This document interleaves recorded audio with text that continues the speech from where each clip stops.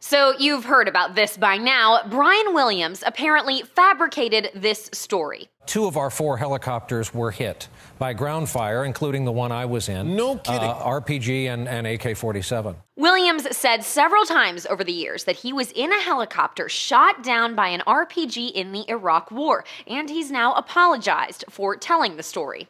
I want to apologize. I said I was traveling in an aircraft that was hit by RPG fire. I was instead in a following aircraft. The revelation has put the once trusted anchor under immense pressure from both other journalists and the American public. So he's not sorry for what he's done. He's just trying to protect himself.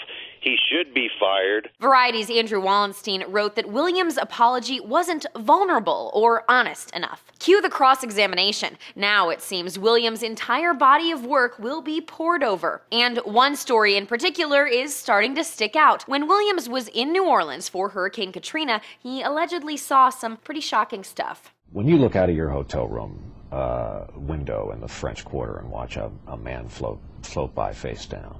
The problem, though, is this. Though the French Quarter was hit by Hurricane Katrina, it did not flood. So how did a body float down its streets? The seeming contradiction has led to more media scrutiny, with New York Magazine speculating that Williams once again exaggerated facts to bolster his personal mythology. But there is another possible explanation. The New Orleans Advocate reports Williams stayed at the Ritz-Carlton in New Orleans, which is close to the French Quarter and did see flooding in the storm. Basically, it's plausible Williams was only a little bit mistaken about his location and not about the actual presence of a body. The New York Times reminds us that floating bodies were a common sight in the days after Katrina. NBC is staying quiet now on whether Williams will face any disciplinary action, but Breitbart and the New York Daily News are both reporting the network has launched an internal investigation. And USA Today points out that the network has quite a dilemma on its hands here. It needs an anchor people can trust, but Williams is a big brand, and he brings in big ratings. The outlet argues that has both hurt and helped him. Maybe the need to be a brand spurred Williams to tell that story. It was captivating, and maybe now being that brand will save him at a time when the popularity